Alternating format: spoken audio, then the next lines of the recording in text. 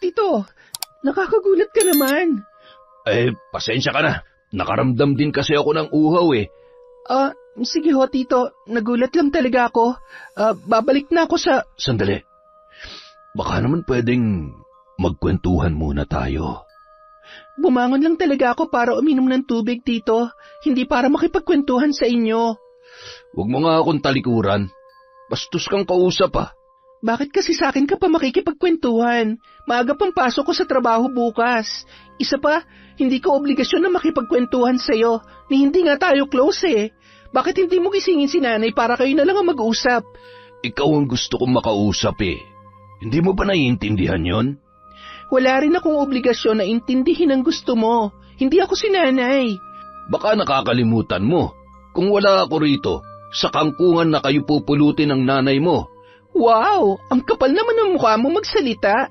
Para sabihin ko sa inyo, may trabaho ko at kaya kong buhayin ang sarili ko, pati si nanay. Ikaw lang ang nagpupumilit na gumastos dito. Pero alam mo, napag-isip-isip ko lang, tama lang naman na gumastos ka dahil hindi ka naman namin bisita at mas lalong hindi namin gusto ni nanay ng isa pang palamunin. Taon 2002, Tuburan, Cebu. Lumaki si Rosel sa pamilya ng mga masahista. 12 anyos pa lamang siya ay ginagawa niya na yon sa kanyang ama na laging pagod sa trabaho. Maganda naman ang buhay nila noong nabubuhay pa ang kanyang tatay. Nakakapag-aral pa siya at nabibili lahat ng mga kailangan niya. Ngunit nagbago ang lahat noong inatake sa puso ang kanyang ama habang nagmamaneho ng truck. Doon na nagsimula ang kagipitan sa kanyang buhay. Nakapag-aral pa rin ang babae pero hanggang high school na lamang ang kinaya. Hindi na siya kayang pag-aralin sa college ng kanyang inang pagmamasahe lamang ang hanap buhay, kaya hindi na siya nagpilit pang mangarap magkolehiyo. Alam niyang hindi yon kayang abutin ng kanilang kakarampot na kita mula sa pagmamasahe. Kaya naman, nang tumuntong sa wastong edad, agad siyang pumasok sa isang spa sa bayan bilang therapist. Noong una ay masakit sa katawan. Mula alas 10 ng umaga hanggang alas 7 ng gabi, hawak niya ang likod, braso at paa ng iba't ibang kliyente. May mababait, may bastos at mayroon ding mapanghusga. Pero tiniis niya ang lahat dahil sa kanilang pangangailangan. Hindi man kalakihan ang kinikita niya roon, ay sapat na yon para maasahan siya ng kanyang ina. Kahit papaano ay napapakinabangan na siya sa paghahanap buhay. Nakakapagbigay siya para sa bigas at ilan pang gastusin, kaya nakakapagpahinga na ang kanyang ina sa pagtatrabaho. Pag-uwi ni Rosel, bitbit niya ang isang plastic bag na may lamang 2 balot ng lutong ulam at pansit bihon na paborito ng kanyang nanay. Naabutan niya ang inang nakaupo sa papag, pinupulikat na ang mga kamay dahil sa dami na nagpahilot buong araw. Oh, nandyan ka na pala. Nakabili ka ba ng ulam? Hindi ko na kaya magluto. Namamanhid na mga kamay ko. Opo, Nay. Bumili na ako ng lutong ulam tsaka pansit. Mukhang marami nagpahilot sa inyo ngayon ah. Marami nga. Pero yung ibinayad sa akin ay dumaan lamang sa mga kamay ko. Ibinayad ko na sa utang natin para hindi na pabalik-balik maningil dito si Estong. Ay, mukhang kailangan ko na magkaroon ng makakatuwang sa buhay. Nakakatulong na po ako sa inyo, Nay. Ibig kong sabihin, yung makakatuwang ko na sa lahat. Oo nga't nakakatulong ka na sa akin, pero ganun na ba ang buhay natin? Hanggang ngayon, Rosel, hindi ko pa rin nararanasan ng mahabang pahinga. Puro trabaho pa rin ako sa edad kong ito. Kung ganun, gusto niya pang maghanap ng bagong makakasama sa buhay? Ganoon na nga. Nanliligaw kasi sa akin yung suki ko sa pagmamasahe. Yung bagong nangungumpahan doon kina Lydia. Kayo pong bahala, Nay, kung makakatulong po talaga siya sa inyo. Pero kung makakapagpabigat lang siya at makakadagdag lang sa konsumo natin, huwag na lang po kayong magpaligaw. Bakit ba mas marunong ka pa sa akin? Nagpapaalala lang po ako, Nay. Kayo na nga po ang may sabi na katuwang ang gusto ninyo. Huwag mo na akong pakailaman sa diskarte ko. Basta ikaw, ayusin mo ang trabaho mo. Kapag nagkaroon ka ng customer na mapera at nagustuhan ka, patulan mo na agad para may makapag-ahon naman sa akin sa kahirapan. Kung may kapatid ka lang sana, baka yun pang nakapagpayaman sa akin. Ikaw kasi, pahina-hina ka eh. Kontento ka na lang sa kakarampot mong sahod sa pagmamasahe. Hindi rin naman po kasi ganun kadali makahanap ng trabaho, Nay. Kung mag-iinarte pa ako, baka lalo lang akong walang kitain. Ay nako, huwag na natin pagtalunan yan. Maghanda ka na lang na makakain ng makapaghapunan na tayo. Inaantok na rin ako. Hindi yun ang unang beses na ipinamukha ng kanyang ina na wala siyang kakayahang payamanin ang natitira niyang magulang. Ilang beses na ring sinabi sa kanya na kung may kapatid lamang siya ay baka naging maganda ang kanilang buhay. Napabuntong hininga na lamang si Rosel habang inihahanda ang kanilang hapunan. Nakatayo siya sa may lababo sa kusina sa likod ng kanilang bahay. Nakabukas lang yon dahil walang dingding ang kanilang kusina. Ang banyo naman, ilang hakbang pa ang layo sa bahay, gaya ng pangkaraniwang palikuran sa mga probinsya. Habang inililipat niya sa mangkok ang biniling ulam, bigla na lamang siyang natigilan nang makarinig ng sunod-sunod na alulong ng aso sa labas. Sa hindi malamang dahilan ay biglang nagsitayuan ang mga balahibo niya sa katawan. Sumilip siya para hanapin kung nasaan ang asong umaalulong, pero mukhang nanggagaling yon sa malayong lugar. Kanino bang aso yon? Nakakatakot naman. Kinaaling Celis yata yun, Nay. Pambihira naman talaga ang mga yun, oo. Di man lang saway ng alaga nila. Nakakaperwisyo na eh. Imbis na sulsulan ng ina, ay nanahimik na lamang ang dalaga. Batid niyang may hindi pagkakaunawaan ang kapitbahay nilang si Aling Celis at ang kanyang nanay dahil sa utang nila na hindi pa rin nababayaran.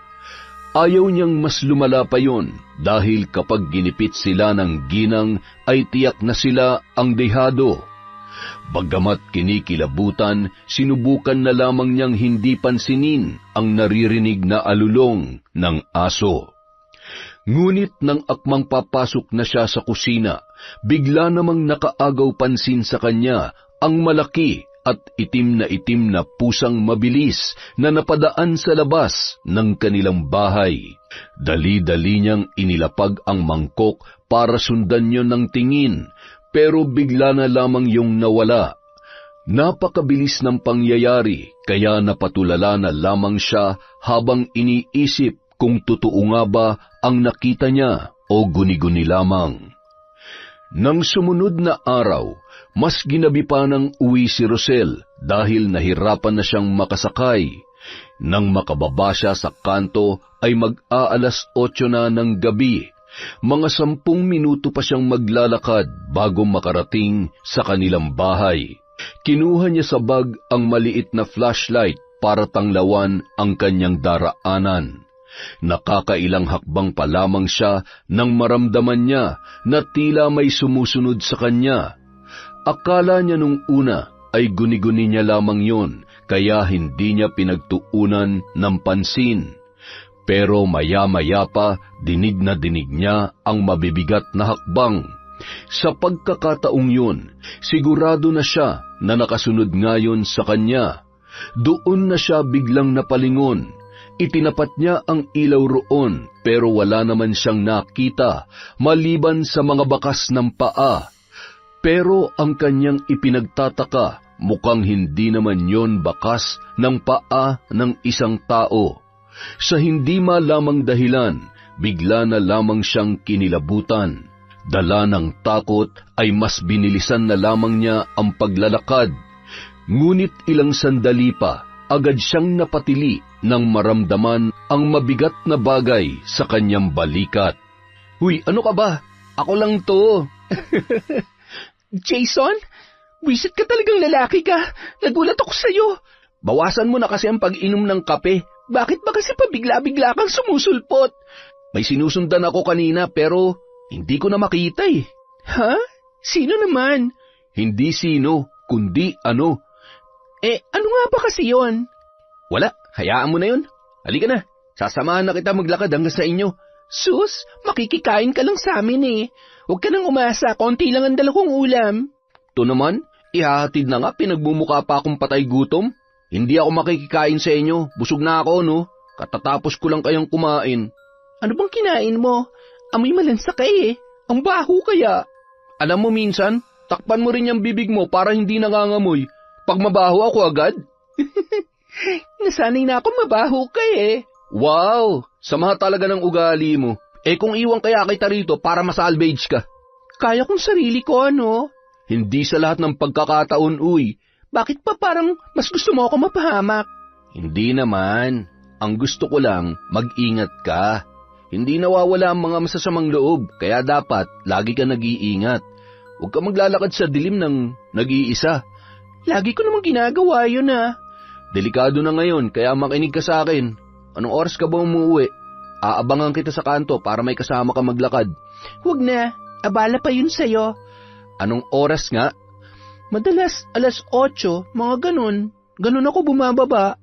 O sige, aabangan kita ng ganung oras ha? Bagamat tutol pa rin si Rosel sa ideyang yun, ay hindi na niya napigilan ang kababatang si Jason sa gusto nitong gawin.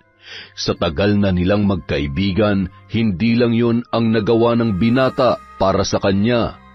Nang magipit sila ng sobra, ibinigay nito ang kinita sa buong maghapon para may maipambili sila ng bigas at pang-ulam. Noon pa man ay mabait na ang lalaki sa kanya, kaya lamang ayaw rin naman niyang makaabala palagi, lalo na't maghapon yung nangangalakal ng basura para kumita ng pera. Ni minsan, hindi minaliit ni Rosel ang trabaho ng kanyang kababata. Bukod kasi sa nakakatulong din sa ibang tao, ay hindi rin gumagawa ng masama sa kapwa ang binata. Hindi yun gumagaya sa mga sigang tambay sa kanilang lugar na walang ibang ginawa kundi ang mamerwisyo. Ulila na sa mga magulang ang kaibigan niyang yun, kaya mag-isa na lamang sa buhay. Kung tutuusin, mas maswerte pa rin siyang maituturing dahil may nakakasama pa siyang magulang kahit nanay na lamang ang mayroon siya. Isang gabi, pagdating ni Rosel sa bahay ay hindi niya inaasahan ang bisitang sasalubong sa kanya. Iha, nakauwi ka na pala. Kanina ka pa namin hinihintay na nanay mo. Sino po kayo? Pasensya na po ha, ngayon ko lang kasi kayo nakita. Anak, siyang Tito Arturo mo. Bagong kinakasama ko. Ang gwapo niya, di ba? Bagong kinakasama? Oo, siya yung kinukwento ko sa'yo na customer ko sa paupahan ni Lydia. Dito na siya titira sa bahay natin, anak, para yung ipanrerenta niya kay Lydia, itutulong na lamang niya sa atin. Sigurado po ba kayo, Nay? Bakit naman hindi? Mabait naman ang Tito Arturo mo, tsaka masipag maghanap buhay. Tama, nanay mo. Tanggap lang ako ng tanggap ng trabaho kapag may nagpapagawa ng bahay. Tsaka kahit hindi ako magtrabaho, pinadadalhan ako ng nanay kong nakapangasawa ng kano sa ibang bansa. Kaya huwag ka mag-alala, iha. Hindi ako magiging pabigat sa inyo. Ako ang mas makakatulong sa inyong mag-ina. Sa kabila ng magagandang sinabi ni Arturo, hindi pa rin kumbinsido si Rosel. Mas bata kasi ng 10 taon sa kanyang ina ang lalaki. Mukha namang halos magkaedad lamang ang dalawa dahil maalaga sa sarili si Pasita. Pero para sa kanya, hindi pa rin sapat ang kanyang mga narinig at nakikita para lubos na pagkatiwalaan ang lalaking yon. Pakiramdam niya ay mayroon pa yung itinatago sa kanilang mag-ina. Noong una, naging maayos naman ang pakikitungo ni Arturo kay Rosel. Masipag nga ang lalaki, Maagang nagigising para magluto at minsan ay ipinag-iigib pa siya ng panligo bago pumasok sa trabaho. Mula nang tumira yun sa kanila ay hindi na nagmamasahe pa ang kanyang ina para makapagpahinga. Kapag may trabaho, madalas wala sa bahay si Arturo. Foreman yun sa construction. Ang tanging nakikita niya lamang na problema ay malala kung maglasing ang lalaki. Tuwing sweldo, sinusundo pa ni Pasita sa inuman dahil hindi na makauwi sa tindi ng kalasingan. Ay, gusto ko pang uminom. Bilhan niyo pa ako ng alak. Puro ka na lang inom, Tito. Imbis na nagpapahinga na kami ni Nanay, napupuyat pa kami sa pagsundo sa'yo. Rosel, ano ba? Huwag mo nga pagsalitaan ng ganyan ng tito mo. Lasing lang siya kaya siya ganyan. Kung ayaw mo akong tulungan, mauna ka na matulog. Yan na naman kayo, Nay eh. Hindi naman ito ang unang beses pero kinukonsinti niyo pa rin yung kinakasama niyo. Malaki na itutulong ni Arturo sa atin. Kaya ayusin mo naman yung trato mo sa kanya. Nay, may trabaho naman ako. Hindi ko kailangang umasa sa kanya. Paano ko, ha? Marami tayong utang na hindi pa nababayaran. At malaki na itutulong ni Arturo sa mga yon. Kaya kung wala kang magandang sasabihin sa kanya o kung hindi mo siya kayang pakisamahan na maayos, tumahimik ka na lang. Ayoko makarinig si Arturo na masasakit na salita mula sa'yo dahil kapag hiniwalayan niya ako, itatakwil kita. Masakit para sa dalaga na marinig yon mula sa sarili niyang ina. Doon nagsimula ang hindi nila pagkakaintindihan. Hindi nagtagal, dumagdag pa ang kakaibang kilos ni Arturo. May pagkakataong nahuhuli ni Rosel ang lalaki na inaamoy-amoy ang mga panloob niyang nakasampay. Noong una, pinalampas niya lamang yon dahil baka mali ang kanyang iniisip. Pero nang sumunod na pagkakataon, naging mas malala na ang kinakasama ng kanyang ina. Isang gabi, nagising ang dalaga dahil sa isang masamang panaginip. Nakakita siya ng nakakakilabot na nilalang at nakipagtitigan pa yon sa kanya. Pawisan siya nang bumangon at nanunuyo pa ang kanyang lalamunan, kaya napilitan siyang lumabas ng silid. Pumunta siya sa kusina para uminom ng tubig, pero matapos niya yung lagukin, muntik na siyang mapasigaw nang biglang tumambad sa kanyang harapan si Arturo. Tito, nakakagulat ka naman. Pasensya ka na. Nakaramdam din kasi ako ng uhaw eh. Sige ho, Tito. Nagulat lang talaga ako. Babalik na ako sa... Sandali. Baka naman pwedeng magkwentuhan muna tayo. Bumangon lang talaga ako para uminom ng tubig, Tito. Hindi para makipagkwentuhan sa inyo. Huwag mo nga akong talikuran. Bastos kang kausap ah. Bakit kasi sa akin ka pa makikipagkwentuhan? Maaga pang pasok ko sa trabaho bukas. Isa pa, hindi ko obligasyon na makipagkwentuhan sa'yo, ni hindi nga tayo close eh. Bakit hindi mo gisingin si Nanay para kayo na lang ang mag-usap? Ikaw ang gusto kong makausap eh. Hindi mo ba naiintindihan yon? Wala rin akong obligasyon na intindihin ang gusto mo. Hindi ako si Nanay. Baka nakakalimutan mo. Kung wala ako rito, sa kangkungan na kayo pupulutin ng nanay mo. Wow! Ang kapal naman ng mukha mo magsalita. Para sabihin ko sa inyo, may trabaho ko at kaya kong buhayin ang sarili ko, pati si Nanay. Ikaw lang ang nagpupumilit na gumastos dito. Pero alam mo, napag-isip-isip ko lang, tama lang naman na gumastos ka dahil hindi ka naman namin bisita at mas lalong hindi namin gusto ni Nanay ng isa pang palamunin. Dahil sa galit sa mga nasabi ni Rosel, nasaktan siya ni Arturo nung gabing yon. Pero nanlaban ang dalaga at sinubukang gantihan ang lalaki. Kaya lamang ay nagising ang kanyang ina at siya pa ang inakusahang unang nanakit kay Arturo. Bukod pa ron, ginawan pa siya nito ng kwento para mas lalo silang magkasira ng kanyang ina. Sinubukan naman niyang kausapin si Pasita pero mas pinaniwalaan nito si Arturo, kaya hindi na siya nag-aksaya pa ng panahon na magpaliwanag. Akala niya si Arturo na ang pinakamalalang problema niya, pero hindi pa pala. Biglaan ang naging pagdating ng kapatid ng kinakasama ng kanyang ina at tahasang sinabi na doon na lang muna sa kanila titira. Dahil 2 lamang ang kwarto sa kanilang bahay at may kaliitan pa yun, sa sala natutulog ang kapatid nitong si Oyong. Unang kita pa lamang niya sa lalaki ay hindi niya na yun gusto, lalo na ang paraan nito kung paano tumingin sa kanya. Tulad ni Arturo, may halong pagnanasa. Pakiramdam tuloy ni Rosel ay hindi na siya ligtas sa sarili nilang pamamahay. Kung noon ay nagagawa pa niyang tumambay sa kusina pagkatapos maghapunan mula nang dumating ang lalaki, ay hindi niya na yun nagagawa dahil kakailanganin pa niyang dumaan sa sala kung saan yun madalas nakahilata. Ay, nakakainis talaga. Hindi na ako makagalaw na maayos sa bahay. Bakit? Dahil pa rin ba sa kapatid ng Tito Arturo mo? Ano pa nga ba? Ang nakakainis pa, hanggang ngayon, wala pa ring trabaho ang lalaking yon, kaya dagdag palamunin pa. Hindi man lang makaisip na maghanap ng trabaho. Umaasa na lang sa kapatid niya magkano din lang naman ang naibibigay nun kay nanay. Hindi kaya mas maganda kung bubukod ka na lang? Kaya mo namang mangupahan, diba?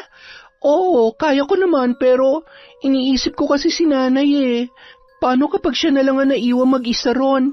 Lasinggero pa naman pareho yung magkapatid. Hindi naman kakayanin ng konsensya ko kapag may nangyari masama sa kanya dahil sa 2 yon. Sabagay, pero ang hirap niyan ha? Paano naman kung mabastos ka rin doon? Walang ibang tutulong sa'yo. Kapag sinabi mo naman sa nanay mo, hindi ka pinaniniwalaan. Yun pa nga ang isang inaalala ko Mukha talagang manyak Paano kaya kung doon ka na lang muna sa amin? Seryoso ka ba? Ganun din yun. Iiwan ko pa rin si nanay. Tsaka masyado na kayong marami sa bahay niyo para makisiksik pa ako. Anong ang gagawin mo? Kung doon ka pa rin sa inyo, pareho kayo ng nanay mo na malalagay sa alanganin. Basta, hindi ko siya pwedeng iwan doon. Bahala na, gagawan ko na lang siguro ng paraan na mapaalis yung Oyong na yun sa bahay. Sa amin naman yun Sa tatay kong bahay na yun, kaya wala silang karapatan doon. Buti pa, kausapin mo na lang yung kapatid ng tito mo, para mas madali. Para namang makikinig sa akin yun. Masyado siyang asa sa kapatid niya, kaya malabong mangyari ang sinasabi mo. Kung ganon, maging alerto ka na lang. Huwag masyadong mahimbing ang tulog. Babawan mo lang para kapag may ginawang masama ang lalaking yon, makakalaban ka. Tsaka lagi ka rin maglagay ng balisong sa ilalim ng unan mo. Kapag pinagtangkaan ka, gripuhan mo agad. Wow, parang sanay na sanay ka. Bakit, may nagripuhan ka na ba? Siyempre wala pa. Turo lang din sa akin yan ni nanay. Malay mo naman magamit mo. Hindi ko ipagdarasal na magamit ko yon, Chacha. Bukod kay Jason, isa si Chacha sa mga napagsasabihan niya ng mga saloobin at mga hinaing sa buhay. Pinsan niya si Chacha sa side ng kanyang ama. Noon pa man ay malapit na sila sa isa't isa at halos magkapatid na ang turingan. Madalas silang magkita tuwing walang pasok sa trabaho. Kadalasan inaabot pa sila ng gabi sa galaan. Ngunit natigil yon nang mabalita ang tungkol sa isang dalagitang natagpuang patay sa may sapa. Halos hindi na raw yon makilala dahil basag ang bungo at bahagya na ring lumobo ang katawan, dala ng pagkakababad sa tubig. Ngunit hinala ng mga taga-sityo, hinalay muna ang babae bago pinatay ng sospek. Wala pang maituro sa nangyaring krimen, pero inalerto na ang buong lugar para mag-ingat dahil posibleng maulit pa yon hanggat hindi natutukoy kung sino ang gumawa noon sa dalagita. Rosel, hindi ba't lagi kang ginagabi ng uwi? Delikado nang magpagabi ngayon sa daan. Mukhang mas delikado pa nga ako dito sa loob ng bahay Anong sabi mo? Ay, kahit saan naman tito, delikado na. Mas mabuti na rin nag-iingat ka. Ipapasundo na lang kita kay Oyong kapag pauwi ka na, ha? Hindi na ho kailangan. Kaya ko naman ang sarili ko. Pero pamilya na tayo, kaya hindi mo mayaalis sa akin ang mag-alala. Lalo na dalaga ka at maganda pa. Baka pagsamantalahan ka rin ng masasamang loob. Nagulat ang dalaga nang bigla na lang yumakap sa likod niya si Arturo at marahang hinaplos ang kanyang braso. Kinilabutan siya sa ginawang yon ng lalaki, ngunit bago pa man siya makakilos para itulak yon, ay nakita na sila ni Pasita sa ganoong posisyon. Wala silang imikan ng kanyang ina ng gabing yon. Tahimik lamang silang naghapunan at walang kwentuhan, gaya ng madalas nilang ginagawa. Mabuti na lamang at wala roon si Oyong, kaya kahit papaano ay nakahinga siya ng maluwag. Sinubukan niyang kausapin ang ina matapos kumain, pero umiwas yon sa kanya. Napabuntong hininga na lamang ang dalaga dahil sa nangyari. Marahil ay iniisip ng nanay niya na nakikipaglandian siya sa kinakasama nito, kaya ganoon na lamang ang naging reaksyon nang makita silang dalawa ni Arturo. Makalipas ang ilang araw, muli na namang kumalat sa kanilang sityo ang balita tungkol sa isa na namang dalagitang ginahasa at pinatay. Ngunit sa pagkakataong yon, mas malala at mas karumal-dumal ang ginawa. Wala nang saplot ang babae nang matagpuan sa may talahiban sa tabi ng kalsadang madalas dinaraanan ni Rosel sa tuwing siya ay umuuwi. Bukod sa mga pasa at dugo sa pagitan ng mga hita ng dalaga, ikinagulat ng mga taga-sityo ang warak na tiyan nito. Nawari hinalukay para tanggalin ang mga laman loob. Maging ang ilang parte ng katawan ay hindi na matagpuan. Ang iba naman ay nakahiwalay na sa katawan at lasug-lasug na ng kanilang matagpuan.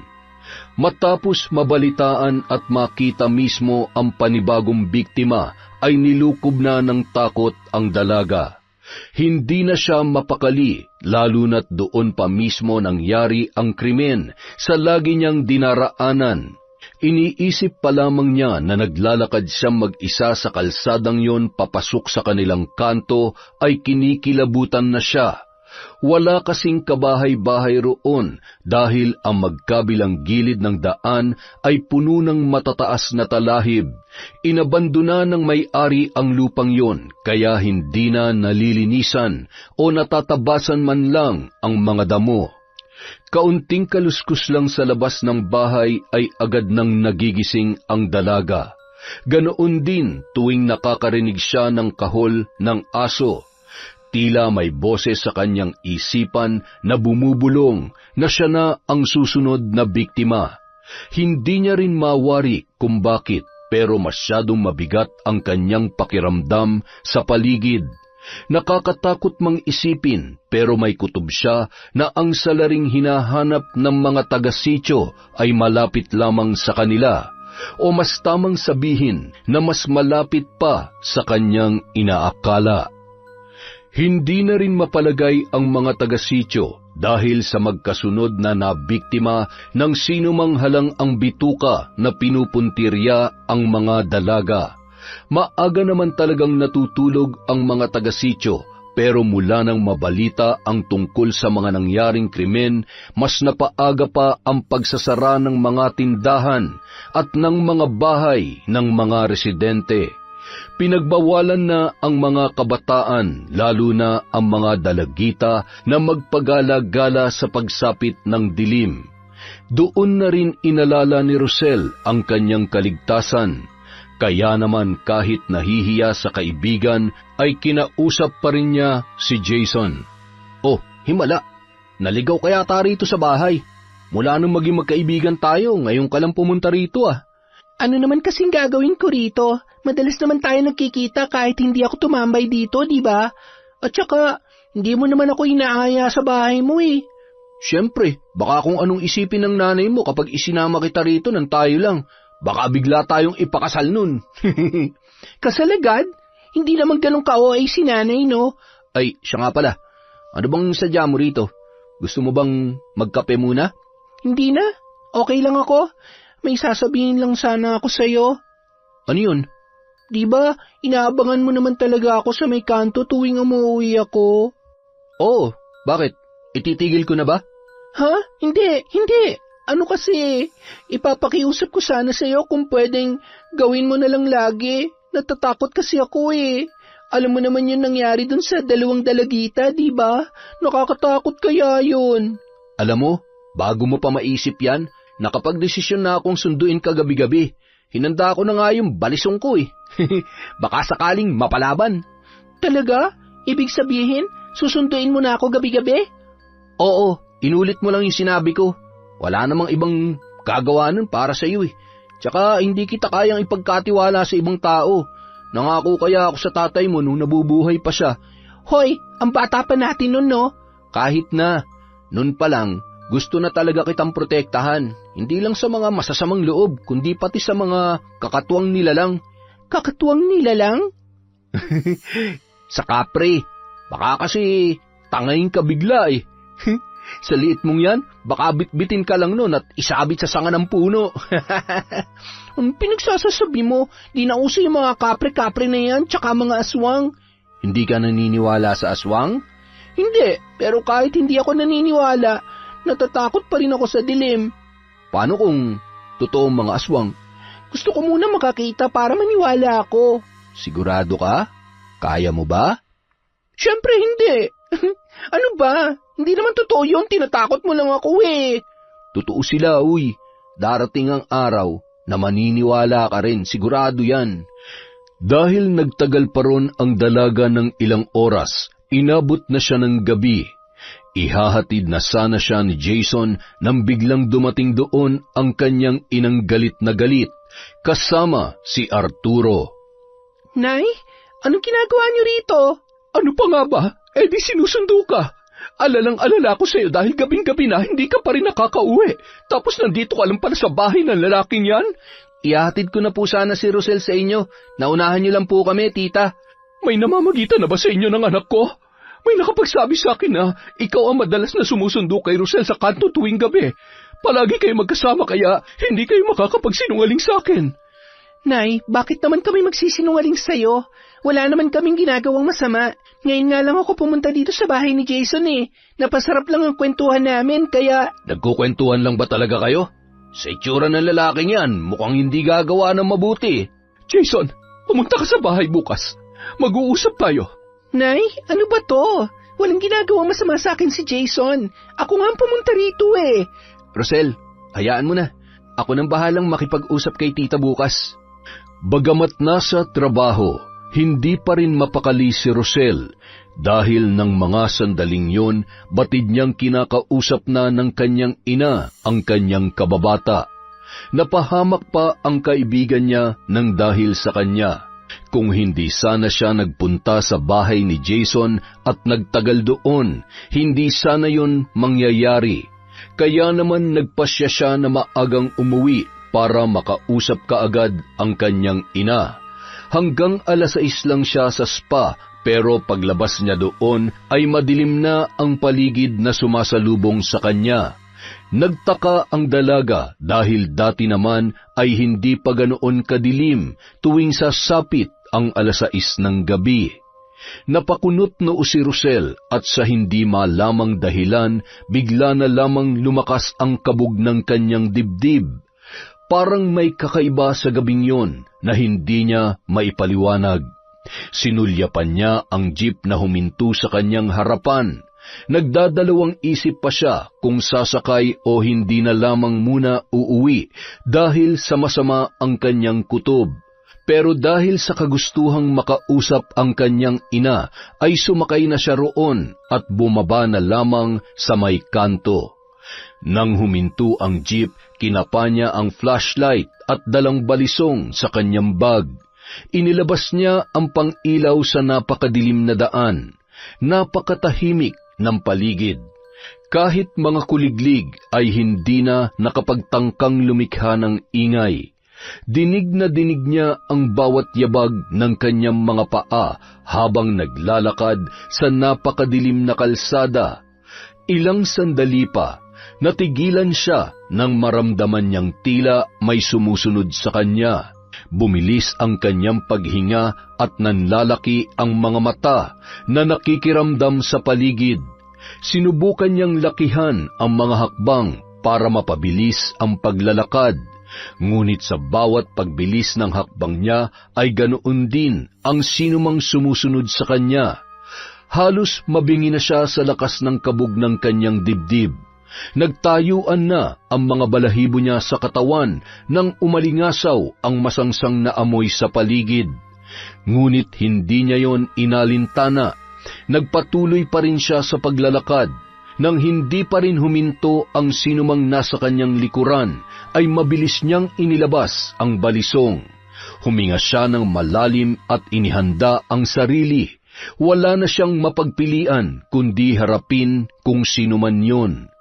Ngunit sa pagpihit niya, agad siya napaatras habang nanlalaki ang mga mata nang makita ang kanina pa sumusunod sa kanya. Napakurap-kurap pa siya at sunod-sunod na napalunok. Hindi yun tao, sigurado ron ang dalaga, pero hindi rin niya alam kung anong klaseng nilalang ang nasa kanyang harapan. Halos kasing laki niya yon, pero namumula ang mga mata na waring naglalagablab sa galit.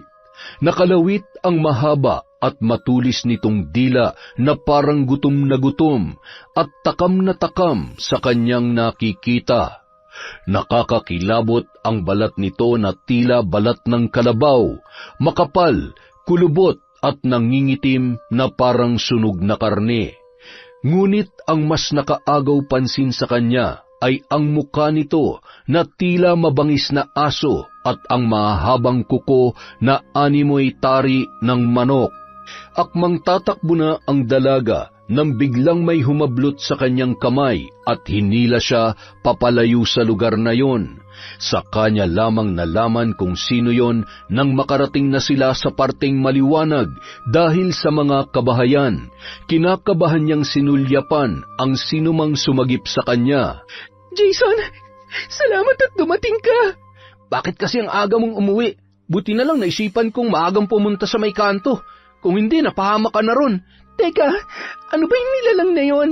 Kanina pa ako sinusundan nun at nakakatakot ang itsura niya. Hindi ko nakita eh. Anino lang ang nakita ko nung dumating ako ron tapos biglang tumakbo papalayo.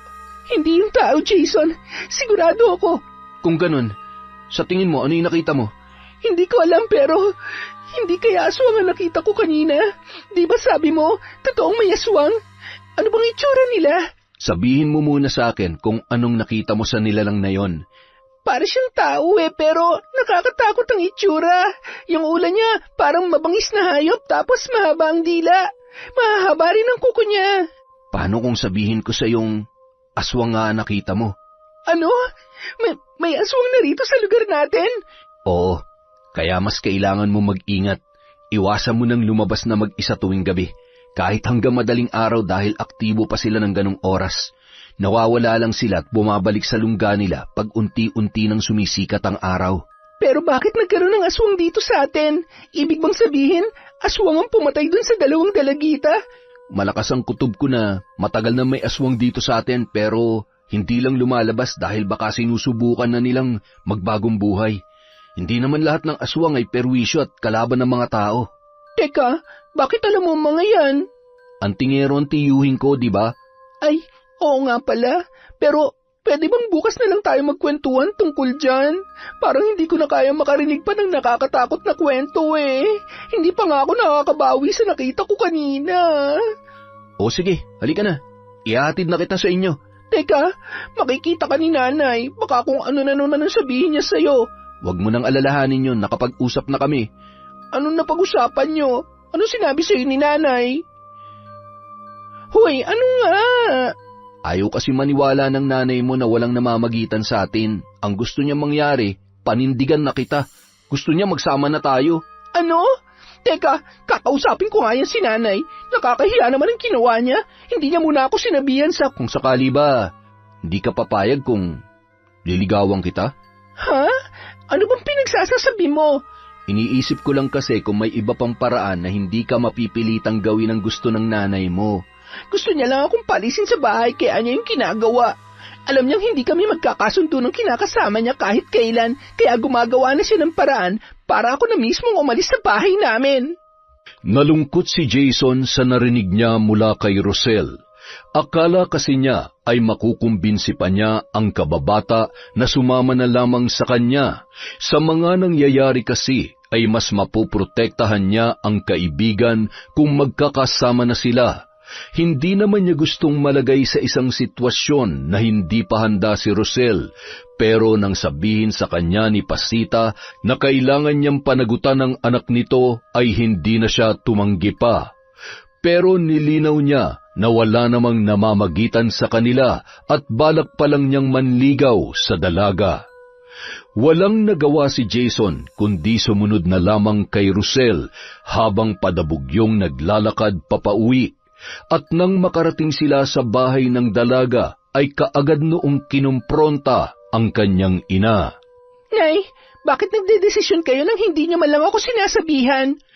Ano bang hindi sinasabihan? Narinig mo naman kagabi nung sinabi ko kay Jason na mag-uusap kami, hindi ba? Ano pa bang inaasahan mong magiging resulta nun? Hindi magandang tingnan na palagi kayo magkasama. Kahit na sabihin mo magkaibigan lang kayo, walang maniniwala sa inyo. Hindi niyo ba alam na pinag-uusapan na kayo ng mga tao? Ano naman pong pakialam ko sa mga sinasabi nila, Nay? Magkaibigan lang talaga kami ni Jason. Nay naman, nakakahiya dun sa tao na pipilitin niyo siyang panindigan ako kahit wala namang dapat panindigan. Magkaibigan na kami mula pagkabata, pero malabo pang sinasabi niyo na magsasama kami dahil lang gusto niyo. Magsasama kayo ni Jason, tapos. Kung hindi mo yun gagawin, huwag ka nang umasa na may nanay ka pang babalikan sa bahay na ito. Halos hindi makapaniwala si Rosel na pinalalayas na siya ng kanyang ina. Pag-uwi niya pa lamang ay nakagayak na ang mga gamit niya at kahit anong pakiusap ang kanyang gawin, hindi na siya pinakinggan pa ni Pasita. Walang tigil sa pag-iyak ang dalaga habang nakasunod kay Jason. Wala na siyang mapagpipilian kundi pansamantala munang makituloy sa bahay ng kababata habang hindi pa siya nakakahanap ng malilipatan. Masyadong mabilis ang pangyayari. Hindi ko maintindihan si nanay. Hindi ko alam kung bakit bigla na lang siyang naging ganun sa akin. Itatakwil niya ako kapag hindi ako sumama sa'yo. Pasensya ka na, Rosel. Hindi ko rin naman akalaing hahantong pala sa ganung desisyon ng nanay mo. Napahamak ka patuloy ng dahil sa akin. Hindi, wala kang kasalanan. Tinulungan mo na nga ako kaya dapat magpasalamat ako sa iyo. Ang totoo, tinanong ako ng nanay mo kung kaya ba kitang panindigan. At sinabi kong, oo, kaya siguro naging ganun ang desisyon niya. Kaya, pasensya ka na talaga. Ayoko namang mapilitan ka sa pagsama sa akin. Huwag ka mag-alala, bukas na bukas, tutulungan kitang makahanap ng malilipatan mo. Wala pa akong pera ngayon Binigay ko kay nanay yung sinahod ko nung nakaraan kaya wala pa akong magagamit sa pangungupahan kung sakali.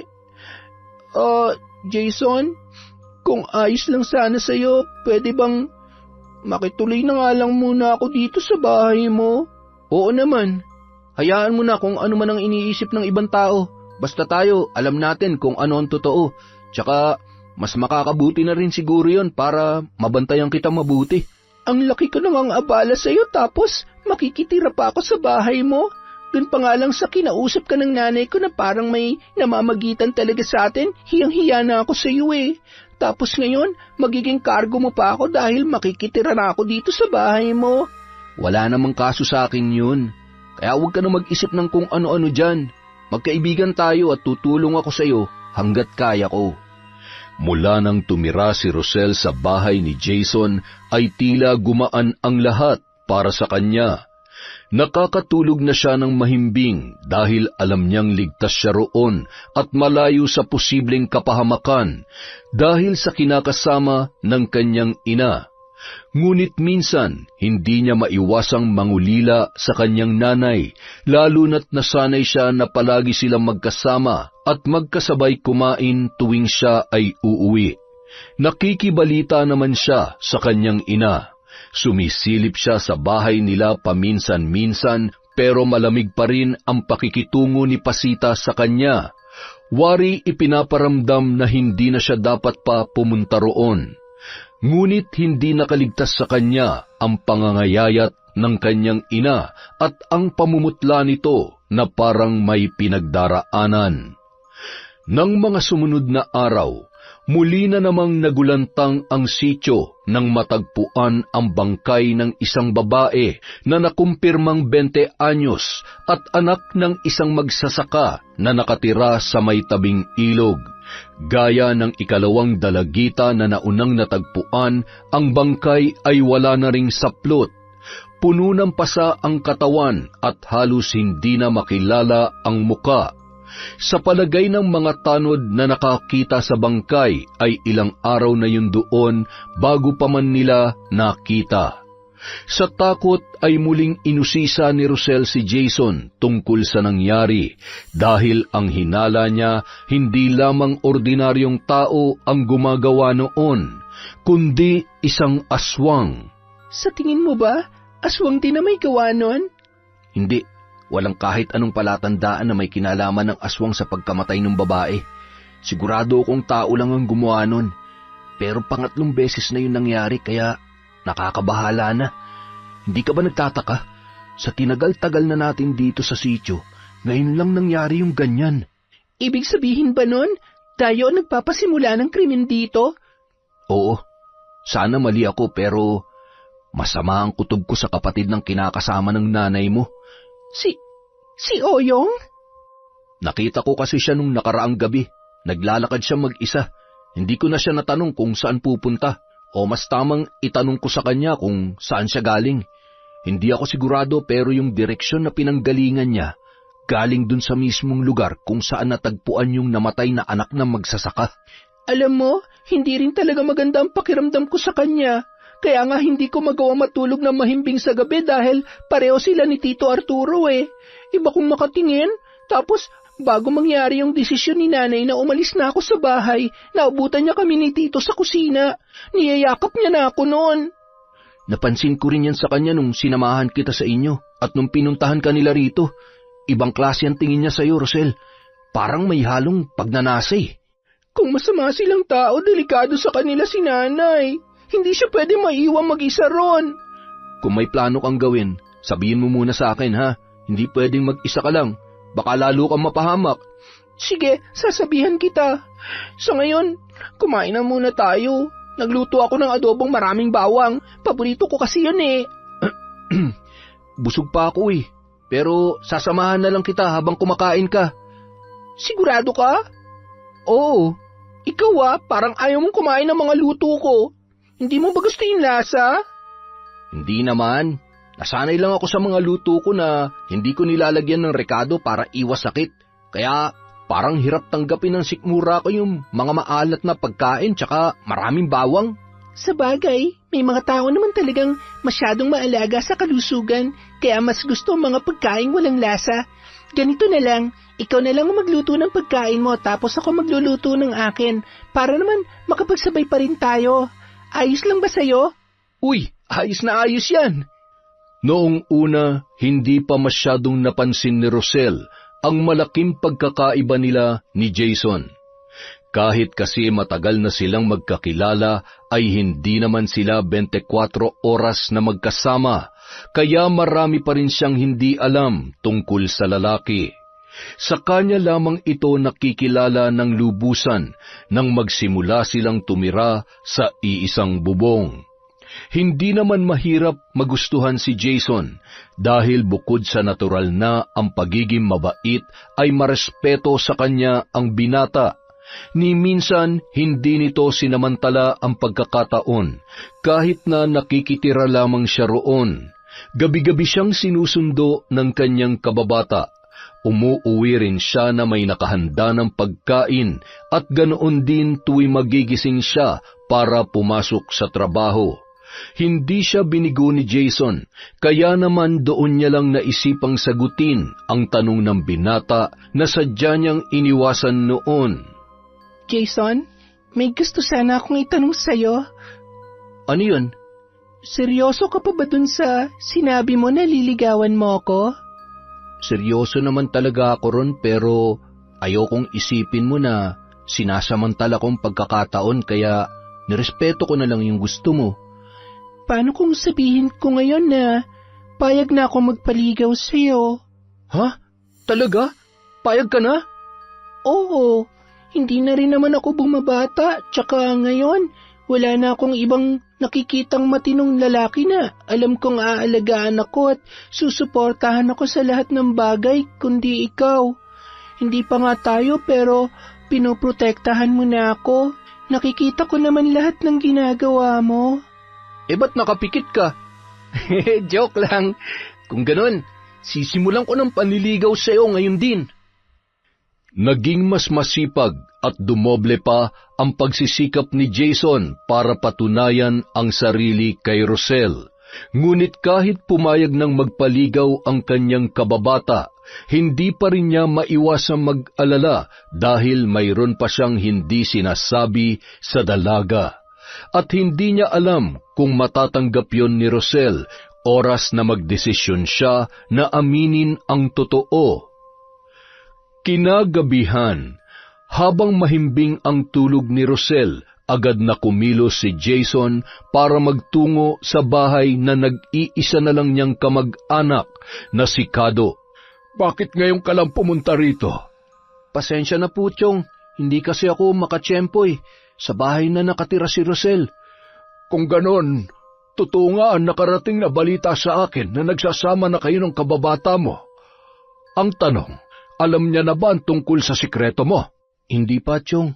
Hindi ko nga rin alam kung paano yun sasabihin sa kanya. Baka hindi niya ako matanggap. Dapat mong sabihin sa kanya ang totoo. Pero bago yon, may kailangan ka munang malaman. Ano po yun, Chong? May nagbabadyang panganib sa buhay ni Rosel. Panganib? Oo. Tama lang nakasama mo na siya, pero wag mo na siyang ibabalik sa pamilya niya dahil hindi siya ligtas doon. Bakit po, Chong? Nakita ko ang kinakasama ni Pasita, si Arturo, pati yung isang lalaki. Ang sabi na napagtanungan ko, kapatid yun ni Arturo at doon mismo nakatira sa bahay ni na Rosel. Ano naman po meron sa kanila, Chong? Nakita ko si Arturo nitong nakaraan, kasama ang anak ni Simon bago pa napabalitang patay na ang anak niya. Kung hindi ako nagkakamali, siya ang huling kasama ng babaeng yon bago pa man mapahamak. Ibig sabihin, si Arturo ang rapist at pumapatay ng mga dalaga rito? Yung kapatid niya. Jason, kapag nagkita at nagkalapit kayo ng lalaking yon, malalaman mo rin ang sagot sa tanong mo. Mas mabuti nang mapagtanto mo yon kaysa ako magsabi sa iyo. Mag-iingat ka at mas lalong ingatan mo si Rosel dahil siya ang pinupuntirya ng mga taong pinag-uusapan natin. Naging malaking palaisipan kay Jason ang sinabi ng kanyang tiyuhin. Hindi maganda ang kutob niya kina Arturo at Oyong pero hindi pa rin malinaw sa kanya ang dahilan at yun ang kailangan niyang alamin. Siguradong may tinatago pa magkapatid na yon at malalaman ko rin yun dahil hindi ako papayag na mapahamak si Rosel sa mga kamay nila. Samantala, hating gabi nang magising si Pasita, muli niyang narinig ang pamilyar na ingay mula sa labas ng kanilang silid. Kinakabahan niyang sinulyapan ang pwesto ni Arturo. Napakunot noo siya nang mapansing wala roon ang lalaki. Mas lalong lumakas ang pagkabog ng kanyang dibdib. Mukhang may ginagawa na naman yon na hindi maganda. Bumangon siya at lumabas ng kwarto para hanapin ang kanyang kinakasama. Ngunit imbes na si Arturo, bigla siyang napaatras sa takot nang makita si Oyong na tila namimilipit ang katawan sa sahig. Muntik na siyang mapasigaw nang tila mabali ang buto ng lalaki at pagkatapos ay mabagal na tumayo, hanggang sa unti-unti nang nagbago ang kanyang anyo. Aswang, yun ang unang pumasok sa kanyang isipan. Sisigaw na sana si Pasita sa takot nang maramdaman niyang may tumakip sa kanyang bibig at mabilis siyang hinila pabalik sa kwarto. Nanlaki ang mga mata niya nang mapagtantong si Arturo yon. Kukumprontahin na sana niya ang lalaki nang bigla na lamang nitong binuksan ang isang botelya at hinayaang sumingaw ang nakakasulasok na amoy mula roon. Natulala na lamang siya at hindi na niya nagawa pang magsalita. Si Arturo naman, nakahinga ng maluwag nang matulala na lamang ang kanyang kinakasama. Nadala niya yon sa tulong ng panghihipnotismo gamit ang laman ng botelyang kanyang hawak-hawak. Hanggat nasa kanya yon at hindi pa nawawala ang epekto sa babae, ay hindi yon makakapagsalita tungkol sa kanyang nalalaman. Kailangan niyang protektahan ang lihim ng kanyang kapatid. Malaki ang naging sakripisyo ni Oyong para sa kanya. 5 taon na ang nakalilipas. Noong panahong yun, naimbitahan sila sa isang handaan. Siya sana ang titikim sa pagkaing ibinibigay sa kanya ng kanyang kaibigang nag-imbita sa kanila. Pero busog na siya sa mga kakanin. Para hindi na siya pilitin pa, si Oyong ang kumuha ng pagkain at saka inubos yun.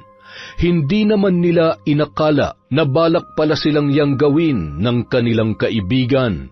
Pero dahil ang kapatid niya lamang ang kumain ng pagkaing ibinigay sa kanila, ay nakaligtas siya sa sumpa ng pagiging aswang. Pero si Oyong, hindi.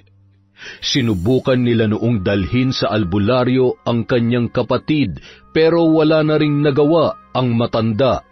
Hindi na naalis ang sumpa, kaya naman tuwing gabi, inaasahan na niyang mawawala yun para maghanap ng bibiktimahin. 1 taon din silang nagkahiwalay ni Oyong nung hindi na ito bumalik sa kanya. Hanggang isang araw, naggulat na lamang siya na natuntun siya nito sa bahay ni Pasita. Nagsinungaling na lamang siya sa kinakasama at sinabing naroon lamang ang binata para magbakasyon. Pasensya ka na, Pasita, pero damay ka na sa problema namin magkapatid. Walang pwedeng makaalam ng sikreto namin. Hindi ko hayaang mapahamak siya, lalo na ngayon magkasama na kaming muli. Nang gabi ring yun, muling naghasik ng lagim si Oyong na nasa anyo ng isang aswang. Ngunit sa pagkakataong yun, isa namang buntis ang biniktima ng lalaki. Walang awang kinuha ng nilalang ang buhay ng 6 na buwang sanggol sa sinapupunan nito. Kinabukasan, nang mabalitaan ni Kado ang tungkol sa buntis na nabiktima ng aswang, ay kaagad siyang nagtungo roon. Karumal-dumal ang sinapit ng babae. Tila hiniwa ng matalas na bagay ang tiyan ng biktima at nakalaylay na sa kama ang bituka nito. Nawawala rin ang iba pang laman loob. Maya-maya pa, dumating na rin doon si Jason. Chong, kanina ko lang po nabalitaan ang nangyari. Aswang ang gumawa nito sa babaeng yan. Sigurado ako rin, Jason. Dumarami na nabibiktima ng aswang na yun. Kailangan na nating gumawa ng paraan para mahuli siya. Manmanan mo ang bahay ni Pasita. Kapag nakita mong lumabas si Oyong, sundan mo siya. Wag na wag mo siyang lulubayan ng tingin. Kung kaya mong lumapit, lapitan mo at gamitin mo sa kanya ang langis na ito. Para saan po itong langis, Chong? Yan ang magpapahina sa kanya. Bukod sa basbas ng pari, may orasyon ang langis na yan. Mas mabisa kaysa tubig dahil hindi basta-basta mawawala sa katawan ng aswang. Oras na maisaboy mo yan sa kanya. Marami pa po ba kayo nito, Chong? Meron pa sa bahay. Bakit? Anong gagawin mo? Ibibigay ko sana kay Rosel para meron siyang proteksyon. Kung proteksyon ang kailangan mo para sa kanya, hindi sapat ang langis na yan. Oh, teka, sumama ka sa akin. May ibibigay ako sa iyo. Sinundan ni Jason ang kanyang tiyuhin para makuha ang proteksyon na ibibigay para kay Rosel. Nang makarating sila sa bahay, iniabot sa kanya ng matanda ang isang medalyon. Pangontra ba talaga sa aswang ang medalyon na yan, Chong? Oo, kaya wag na wag mo itong hahawakan. Ibabalot ko na lamang sa pulang tela para maiuwi mo't maibigay kay Rosel. Pero, bakit ikaw, Chong? Hindi ka ba talaga tinatablan ng pangontra? Baka nakakalimutan mong isa rin akong antingero. Kaya kahit anong gawin kong pangontra, hindi ako tatablan kahit na nananalaytay rin sa akin dugo ang pagiging aswang. Tama ang tiyuhin ni Jason. Hindi nga yun tinatablan ng kahit anong pangontra dahil kakaiba ang lakas na mayroon si Kado.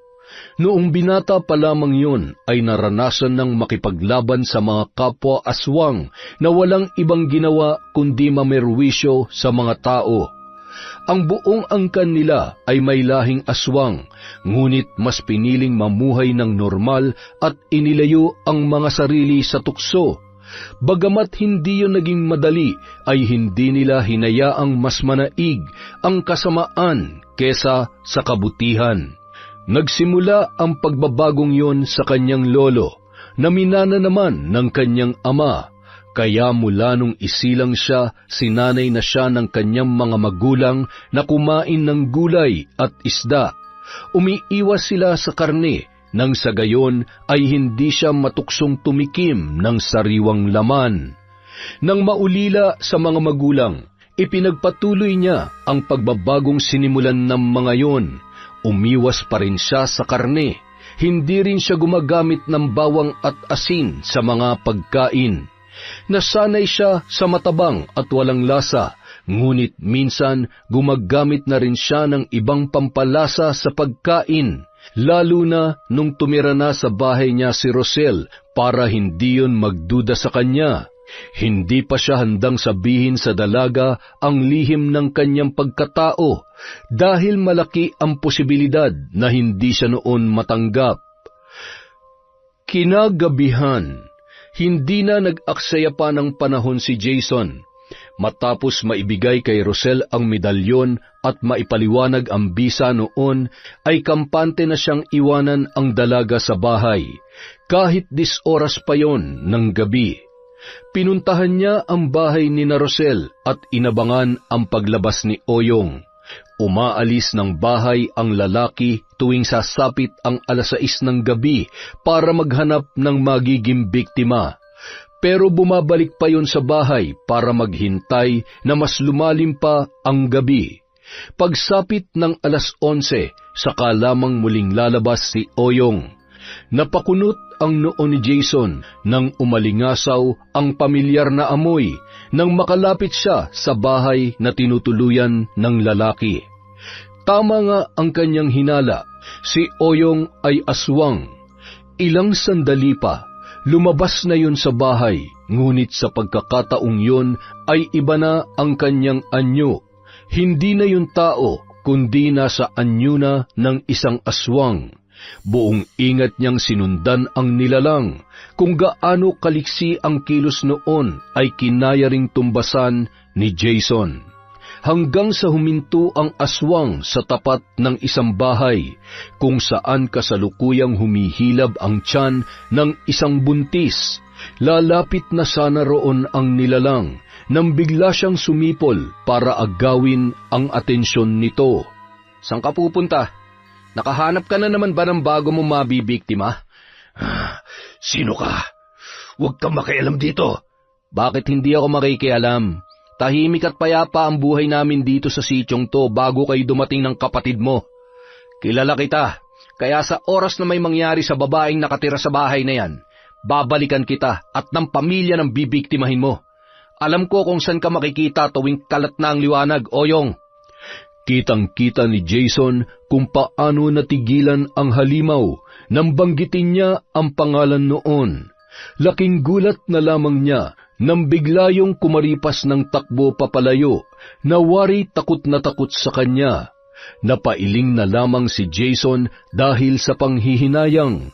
Hindi niya nagawa ang bili ng tiyuhin na isaboy sa katawan ni Oyong ang langis habang nasa anyo pa yon ng isang aswang. Kinabukasan, nabalitaan ni Jason na ligtas na nakapanganak ang babaeng sanay bibiktimahin ng aswang na kanyang nakita. Sinabi niya yon kay Kado. Matapos malaman yon, ay kaagad noong pinuntahan ang kapapanganak na sanggol para bigyan ng pangontra sa aswang. Siya naman ay hindi mapakali buong araw dahil pinag-iisipan niya kung paano sasabihin kay Rosel ang tungkol sa kanyang lihim. Ngunit hindi naman niya akalain na madidiskubre pa yon ng dalaga sa hindi inaasahang pagkakataon. Mag-aalauna noon ng madaling araw nang maalimpungatan si Rosel. Hindi niya maunawaan kung bakit ganoon ang kanyang nararamdaman. Pakiwari niya ay may mga matang nagmamasid sa kanya habang mahimbing ang kanyang pagkakatulog. Nagpalinga-linga siya sa silid na ipinagamit sa kanya ni Jason, pero wala naman siyang nakita roon. Gawa sa sawali ang itaas na bahagi ng dingding at konkreto naman ang ibaba ng silid, kaya komportable siya ron. Pero maya-maya napansin niyang hindi niya suot ang medalyon na ibinigay sa kanya ng binata. Pangontra daw yon sa aswang at iba pang masasamang elemento, pero bago siya matulog ay hinubad niya yon at ipinatong sa mesa sa gilid ng kamang kanyang tinutulugan. Akmang kukunin niya na yon nang mapansin niya ang may kalakihang butas sa dingding na sawali na tila ba sinadyang sirain. Napigil niya ang hininga nang bigla na lamang may gumalaw roon. Kinilabutan siya nang makita ang mapupulang paris ng mga mata na nakasilip sa butas. Sinabayan pa yon ng masangsang na amoy na pamilyar na para sa kanya. Pareho yon sa amoy na sumimoy noong unang beses siyang nakakita ng aswang. Jason! Jason! May nakasilip dito! Nang marinig ng binata ang kanyang sigaw, ay kaagad yung pumasok sa silid para tingnan ang kanyang itinuturo. Kitang-kita ni Jason ang mabilis na pag-alis ng nagmamay-ari ng mga mata na nakasilip doon. Rosel, isuot mo ang medalyon at huwag kang lalabas ng bahay. Pagkasabi noon ay mabilis na lumabas ang binata, dala ang isang punyal. Natakot siya para kay Jason, kaya agad niyang sinundan ang kaibigan. Suot-suot ang ibinigay noong medalyon. Ngunit paglabas pa lang niya ng bahay, tumambad sa kanya ang isa ring pamilyar na nilalang. Kung hindi siya nagkakamali, yun din ang nakita niya nung gabing muntik na siyang mapahamak. Aswang! Aswang nga! Hindi pa man siya nakakabawi sa nakita, ay muli na naman siyang natigilan nang makita naman ang kanyang kababatang si Jason na noon ay unti-unti na ring nagbabago ng anyo. Napaawang ang labi ng dalaga at nanlaki ang mga mata nang maging isang ganap na aswang na ang kanyang kababata. Napaatras siya at dali-daling pumasok sa bahay habang sapu-sapu ang kanyang dibdib. Nanginig ang buong katawan ni Rosel dahil sa takot. Ang lalaking itinuring niyang kaibigan at pinagkakatiwalaan ay isa rin pala sa mga nilalang na kanyang kinatatakutan. Dala ng halu-halong takot ay bigla na lamang siyang nawalan ng malay. Samantala, matapos mag-anyong aswang ay sinalakay na ni Jason si Oyong. Hawak ang punyal na may lason para sa mga aswang na katulad niya. Bukod sa talim na alaga ng orasyon ay dun niya ibinuhos ang langis na ibinigay ni Kado sa kanya. Sinubukan siyang kalmutin ng kanyang kalaban, ngunit mabilis siyang nakailag. Nang hindi siya tamaan ay mas lalong tumindi ang galit nito. Muling sumugod sa kanya si Oyong at nakalmot siya sa kaliwang braso.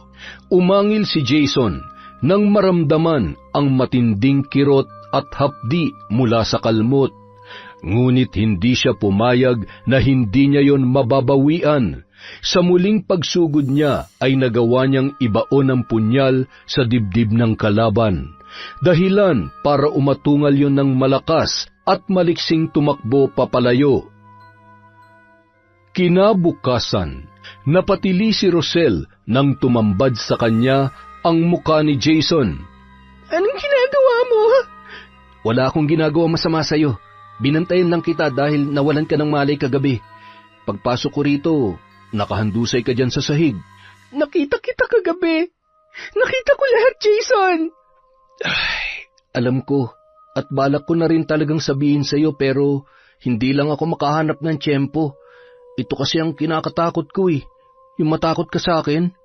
Rosel, Ganito na ako mula nung ipanganak ako ng nanay ko pero hindi ako kagaya ng iniisip mo. Nagbagong buhay sila kaya ganun din nila ako pinalaki nung nabubuhay pa sila. Kaya nga nung inaalok mo ako nung niluto mo, hindi ako kumakain dahil umiiwas ako sa kahit anong karne.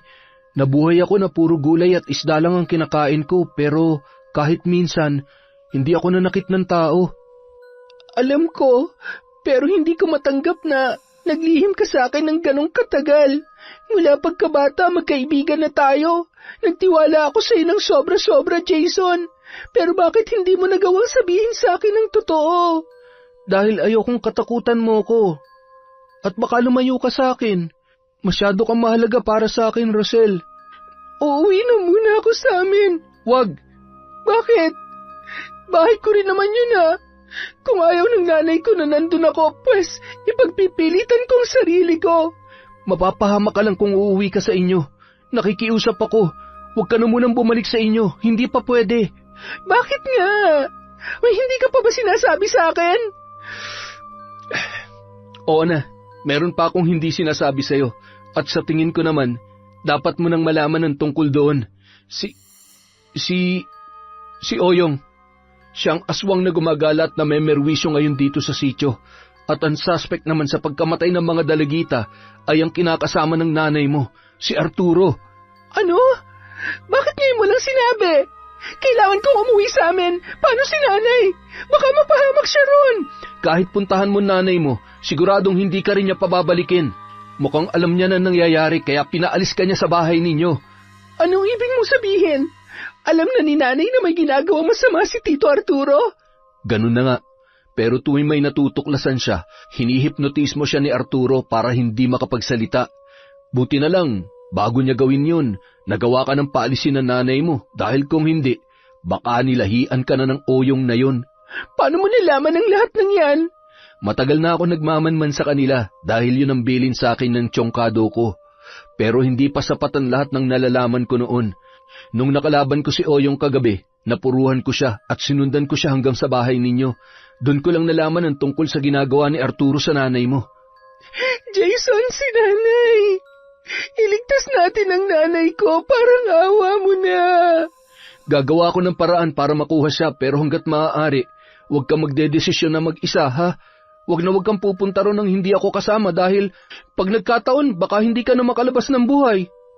Bagamat gustong-gusto nang makita at makasama ni Rosel ang kanyang ina, ay sinunod niya ang payo ni Jason na huwag na munang pumunta sa kanilang bahay para sa kanyang kaligtasan. Nangako naman ang kanyang kababata na gagawin ang lahat para mailigtas ang nanay niya mula kina Arturo at Oyong. Samantala, kinausap muli ni Jason ang tiyuhin para hingin ang tulong sa pagliligtas kay Aling Pasita. Yun na lamang ang naiisip niyang paraan dahil hindi naman siya maaaring sumugod ng mag-isa sa bahay na yun. Nagkaharap na po kami ni Oyong. Tinamaan niya ako pero mas napuruhan ko siya. Sigurado ko na hanggang sa mga sandaling ito ay nanghihina pa rin siya, Chong. Kailangan nating samantalahin to para tuluyan na nating tapusin ang pag-asik nila ng lagim. Ihahanda ko ang mga gamit mamaya. Bago kumagat ang dilim, dapat naroon na tayo kina Pasita. Wala nang ibang pagkakataon, Jason. Magiging mas malakas ang laban natin kay Oyong kung hindi pa nanunumbalik ang lakas niya. Pero ang inaalala ko ay ang kapatid niya. Kung nagagawa niyang pumaslang ng ibang tao, tiyak na hindi niya tayo sasantuhin. Hindi na nag-aksaya pa ng panahon ang magtiyuhin. Bago pa man mag-alas 6 ng gabi ay naghanda na sila para pumunta sa bahay ni na Rosel. Sa labas pa lamang ng bahay ay nagbuhos na ng langis na may orasyon si Kado.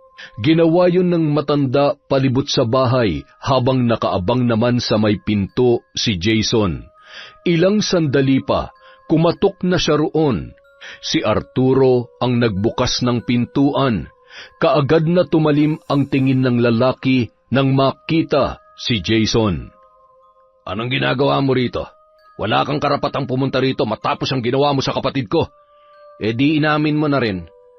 Alam ko na ang sikreto niyo magkapatid kaya wala na kayo maitatago ngayon. ilabas mo si Aling Pasita. Alam ko rin kung anong ginagawa mo sa kanya. Wala akong alam sa mga sinasabi mo. Umalis ka na rito kung ayaw mo mapabilang sa... Saan? Sa mga nabiktima mo? Hanggang dalagita lang naman ang kaya mo, Arturo Kaya wag mo akong yabangan. Ngayon mo ilabas ang tapang mo. Huwag ka magtago sa lungga at magpanggap na mabuting tao dahil nabubulok ng pagkatao mong siraulo ka. Mas siraulo ka! Ang lakas ng loob mo sumugod sa hindi mo teritoryo. Tama nang satsat. Ilabas mo na si Aling Pasita kung ayaw mong dumanak ang dugo rito. Walang lalabas sa bahay na ito. Umalis ka na at huwag ka na magpapakita pa. Ngunit hindi nagpatinag si Jason sa mga pananakot ni Arturo. Hinintay niya lamang na maunang sumugod ang lalaki bago niya yon ginantihan. Nagpambuno ang dalawa sa loob ng bahay. Pareho silang malakas at walang gustong magpatalo, lalo na si Arturo na halos mag-apoy na ang mga mata dahil sa galit. Sa loob naman ng silid ay maririnig ang mahinang pag-ungol ni Oyong na tila nahihirapan na sa kanyang kalagayan. Sumigaw si Jason para pumasok na ang kanyang tiyuhin. Naalarma ang binata nang makitang inaabot ni Arturo ang patalim na nakapatong sa maliit na mesa at akmang sasaksakin ang naglalakad na si Kado papasok sa silid, kung saan nakaratay ang kanyang kapatid na si Oyong. Buong lakas niyang tinabig ang kamay ng matanda at sakayon itinulak padapa sa sahig. Nagpumigla si Arturo at sinubukan pa ring lumaban sa kanya. Ngunit sa pagkakataong yun, mas nangibabaw ang lakas ni Jason at nagawa niyang igapos ang magkabilang kamay ng lalaki sa likod nito para mahirapan ng makagalaw habang nakasubsob ang muka sa sahig.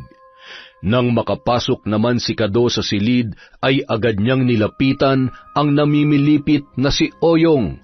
Kitang-kita niya ang pamamaga ng sugat na tinamaan ng punyal na ibinigay niya kay Jason.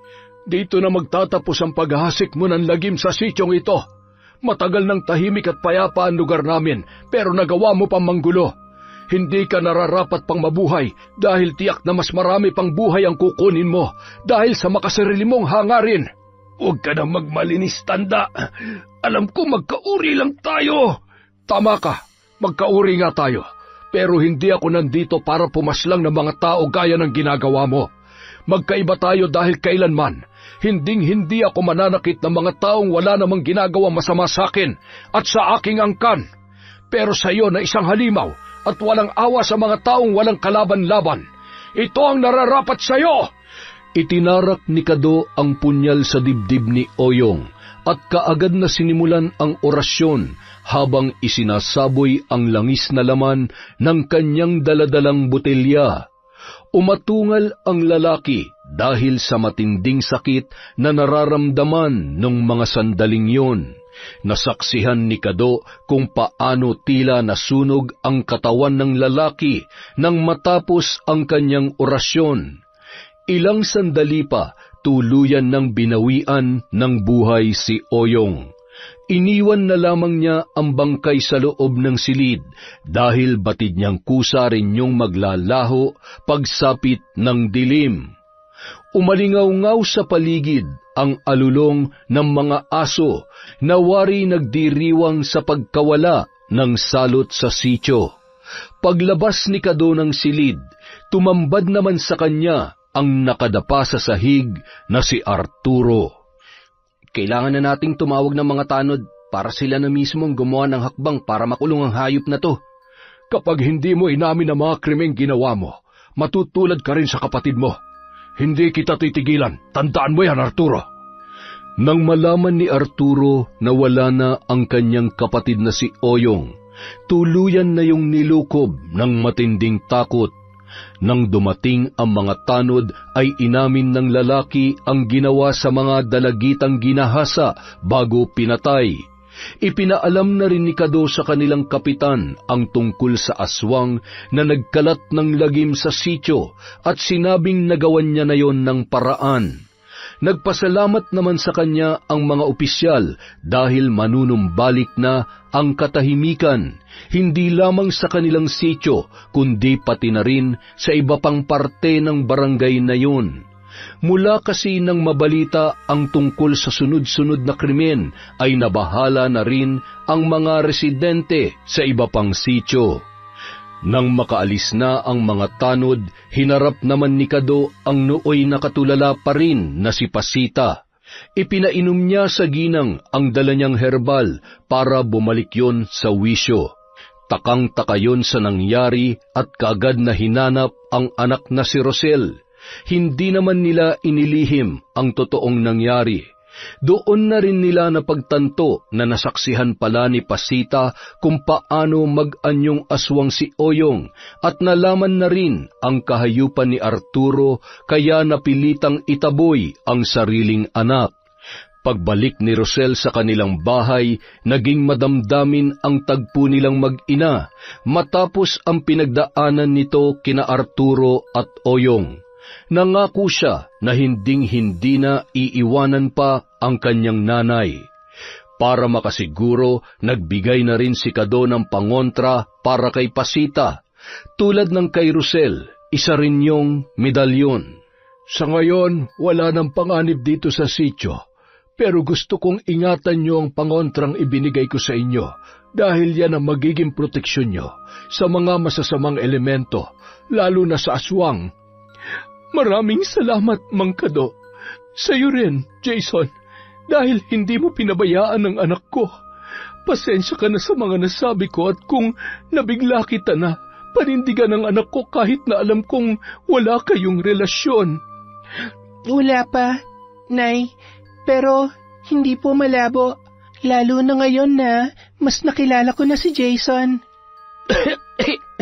Oo nga po, Nay. Hindi nagtagal, sinagot na rin ni Rosel ang kanyang kababata. Ang dating usap-usapan lamang tungkol sa kanilang dalawa ay nauwi na sa katotohanan. Masaya naman ang binata dahil tinanggap siya ni Rosel ng buong puso, sa kabila ng malaman niya ang lihim sa pagkatao nito. Sa pagkawala ni Oyong at sa pagkakakulong ni Arturo ay wala nang nabalita pang krimen sa kanilang sityo. Nawala na ang pangamba ng mga residente roon kaya bumalik na sa normal ang araw-araw nilang pamumuhay. Ngunit para sa mas ligtas na kalagayan ng mga taga-sityo ay ginawan ng paraan ng kanilang kapitan na mailawan ang madidilim na parte ng kanilang kalsada. Kalaunan, nagkaroon na rin ng mga bahay doon. Ang malawak at bakanteng talahiban ay may bago ng nagmamay-ari kaya pinalinisan na rin yon para gawing manukan.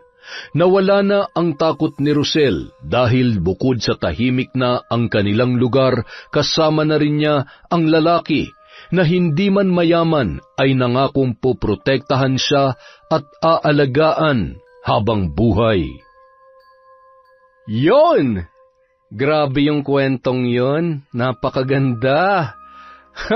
Dahil dyan, wala po tayong shout-out. Sa susunod na po, medyo busy lang po ngayon si Enteng. Maraming salamat po sa walang sawang pagsuporta sa Kwentong Enteng.